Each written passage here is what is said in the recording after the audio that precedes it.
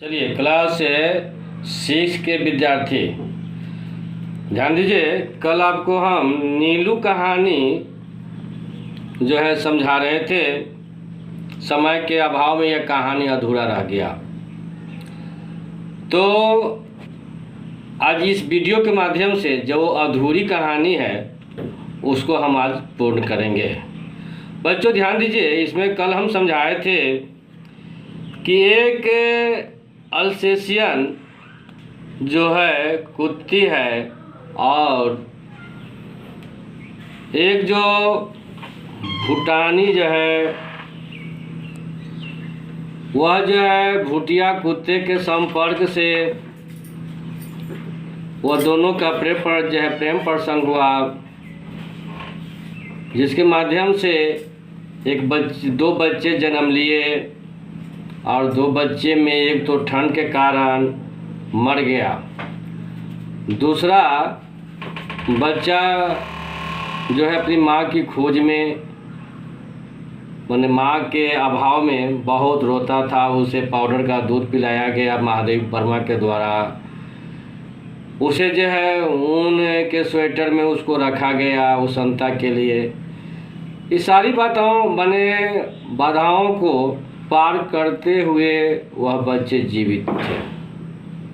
उससे पहले मैंने कहानी को समझाया कि वह जो है अल्सेशियन जो कुत्ती थी वह किस प्रकार बर्फ़ों के रास्ते वहाँ तक पहुँच जाती। लोग जो है उसके गले में थैला और साथ में पर्ची भी जो है बांध देते। वह दौड़ती हुई जाती और फिर जो है वहाँ दुकानदार उसे जो है गले से उस पुर्जा को लेकर जो सामान का चिट्ठा होता वह सामान फिर उसके पीठ पर जो है लाद देती है ना, बांध दिया जाता, वह वहाँ से ले आती। कई बार ऐसे होता था। बल्कि एक साल जो है संध्या के समय मतलब वह जब दो बच्चे की जन्म दे दी उसे ठीक 5-6 दिन के बाद जब वह गई शाम के समय तो किसी घातक पशु का शिकार हो गई, जिसके बाद वह नहीं लौट के आई। तो उसके बाद हम कहानी को समझा रहे थे बच्चों, है ना। तो आइए देखते हैं उस आगे की कहानी को। हम लोग बच्चे क्लास 6 के बच्चे ध्यान देते रहेंगे। कुत्ते भाषा नहीं जानते, केवल ध्वनि पहचानते हैं। नीलू का ध्वनि ज्ञान इतना विस्तृत और गहरा था कि उससे कुछ कहना भाषा जानने वाले मनुष्य से बात करने के समान हो जाता था।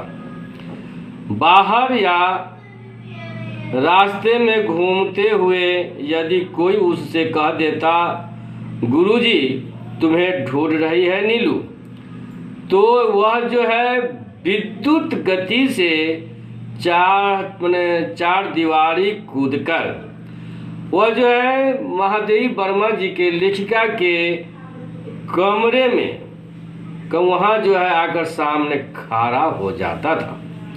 फिर कोई काम नहीं है जाओ कहने से पहले वह मूर्ति के समान मूर्तिवत एक स्थिति में ही खड़ा रहता। कभी कभी मैं किसी कार्य में व्यस्त होने के कारण उसकी उपस्थिति जान ही नहीं पाती और उसे बहुत समय तक बिना हिले डुले खड़ा रहना पड़ता था। आगे बढ़िए बच्चों। अब है हिंसक और क्रोधी भूटिये बाप और आखेट प्रिय अल्सेशियन माँ से जन्म पाकर भी उसमें हिंसा प्रवृत्ति का कोई भी चिन्ह नहीं था। इतना होने के बाद भी वह किसी पर आखेट नहीं करता था, किसी को नहीं काटता था या किसी पशु पक्षी किसी को भी हानि नहीं पहुंचाता था। ऐसा था।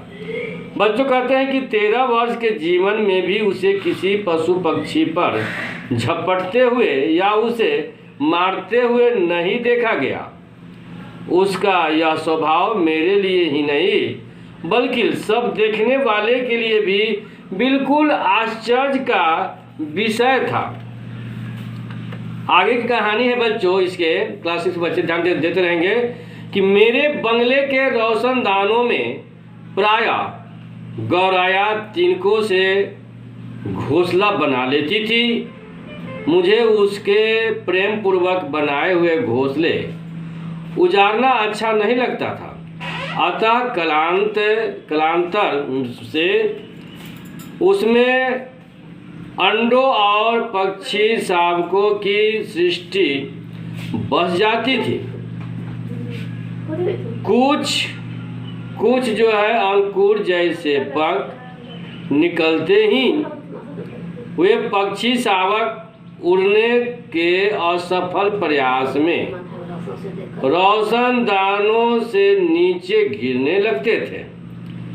इन दिनों नीलू उसके सतर्क पहरेदार का कर्तव्य संभाल लेता था। उसके भय से कोई भी कुत्ता बिल्ला उन नादान उड़ने गिरने वालों को जो है हानि का साहस नहीं कर पाता था। कभी कभी बहुत छोटे छोटे पक्षी शावकों को पुनः जो है घोंसले में रखवाने के लिए वह जो है उन्हें हौले से, उन्हें धीरे से मुख में दबाकर मेरे पास ले आता था। जब तक रोशनदार में सीढ़ी लगवाकर मैं उस बच्चे को घोंसले में पहुंचाने की व्यवस्था न कर लेती, तब तक वह या तो बड़ी कोमलता से उसे मुंह में दबाए खड़ा रहता या मेरे हाथ में देकर प्रतीक्षा की मुद्रा में देखता रहता। सवेरे नियमानुसार जब मैं मोर खरगोश आदि को दाना देने निकलती, तब वह चाहे जाड़ा हो चाहे बरसात मुझे दरवाजे पर ही मिलता और मेरे साथ साथ ही घूमता भी। बच्चों कहते हैं कि पक्षियों के कक्ष में 2 फुट ऊंची दीवार पर जाली लगी हुई थी।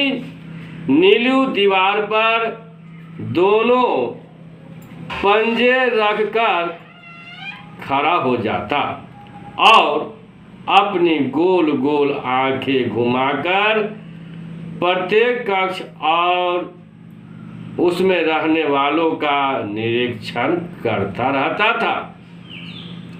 सबके सो जाने पर वह गर्मियों में बाहर लॉन में और सर्दियों में बरामदे में तख्त पर बैठकर पहरेदारी का कार्य करता था। रात में कई बार वह पूरे कंपाउंड का और पशु पक्षियों के घर का चक्कर लगाता रहता। खरगोश धरती के भीतर सुरंग जैसे लंबे और दोनों ओर द्वार वाले बिल खोद लेते हैं। एक रात मेरे खरगोश बिल खोदते खोदते पड़ोस के दूसरे कंपाउंड में जा निकले। उसमें से कई जो इस अभियान में अगुआ थे जंगली बिल्ले द्वारा मार दिए गए। अतः एक के पीछे एक निकलते हुए खरगोशों में सभी को बिल्ले का आहार बन जाना पड़ता। किंतु उसके सौभाग्य से नीलू ने संभवतः पतियों की सरसराहट से सजग होकर चार दीवारी के पार देखा होगा और उसने खरगोशों के संकट को पहचान लिया होगा। उसके कूदकर दूसरी ओर पहुंचते ही बिल्ला तो भाग गया, परंतु खरगोश को बाहर निकलने से रोकने के लिए वह रात भर ओस से भीगता हुआ सुरंग के द्वार पर खड़ा रहा। बच्चों कहते हैं कि यह परोपकार नीलू के लिए बहुत महंगा पड़ा। क्योंकि उसे सर्दी लगने से निमोनिया हो गया और कई दिनों तक इंजेक्शन, दवा आदि का कष्ट झेलना पड़ा। वैसे वह शांत भाव से कड़वी दवा भी पी लेता था और सुई भी लगवा लेता था। एक बार की बात है बच्चों कि मोटर दुर्घटना में वह घायल हो गया है ना। उसे मतलब जब वह घायल हो चुका तो मुझे मार्ग से ही अस्पताल जाना पड़ा। मुझे मतलब महादेवी वर्मा को, लेखिका को, उसको वहीं से लेकर अस्पताल जाना पड़ा। किसको? मतलब एक बार मोटर दुर्घटना में घायल हो गया, माने ये महादेवी वर्मा घायल हो गई है, लूसी नहीं है ना। महादेवी वर्मा घायल हो गई वो, माने गाड़ी को है तो कहीं न कहीं ठोकर लग जाना किसी प्रकार से ना, तो घायल हो गई। तो उनको अब जो है वापस अपने माने घर तक नहीं आकर, डेरा तक नहीं आकर, निवास स्थान तक नहीं आकर, अब जहाँ घायल हुई वहीं से वह अस्पताल चली गई महादेवी वर्मा। तब जो है संध्या तक मेरी प्रतीक्षा करके और कपड़े, चादर, कंबल आदि सामान अस्पताल ले जाने वालों की हड़बड़ी देखकर उसे न जाने कैसे पता चल गया। सब उसकी उदासी देखकर हैरान थे। जब 3 दिन तक वह जो है नीलू न तो उसने कुछ खाया न पानी पिया, तब डॉक्टर से अनुमति लेकर, माने आदेश लेकर, ठीक, आदेश लेकर उसे जो है अस्पताल लाया गया। मुझे अच्छी तरह चारों ओर घूमकर देखने के बाद वह मेरे सामने ही जमीन पर बैठ गया। कहते हैं बच्चों कि तब से हर दूसरे दिन अस्पताल न जाने, माने ले जाने पर वह अनशन आरंभ कर देता। इसीलिए अस्पताल में भी वह नियमित रूप से, माने प्रतिदिन नियमित रूप से मिलने आने वालों में गिना जाने लगा तथा डॉक्टर, नर्स सभी से परिचित वह भी हो गया ना। नीलू को 14 वर्षों का जीवन मिला था और जन्म से मृत्यु के क्षण तक वह मेरे पास ही रहा। मेरे पास अनेक जीव जंतु हैं, लेखिका के पास, परंतु जिसके बुरा मान जाने की मुझे चिंता हो ऐसा अब कोई नहीं रहा उन पशु पक्षियों में। तो बच्चों यहीं पर एक कहानी समाप्त हो गई। अब हम कल आपको इस लेसन का जो इस पाठ का प्रश्नोत्तर समझाकर फिर दूसरे कहानी की ओर हम कल बढ़ेंगे। आज इस कहानी को यहीं मैंने समाप्त करते हुए बच्चों हम आपसे विदा लेते हैं। धन्यवाद बच्चों।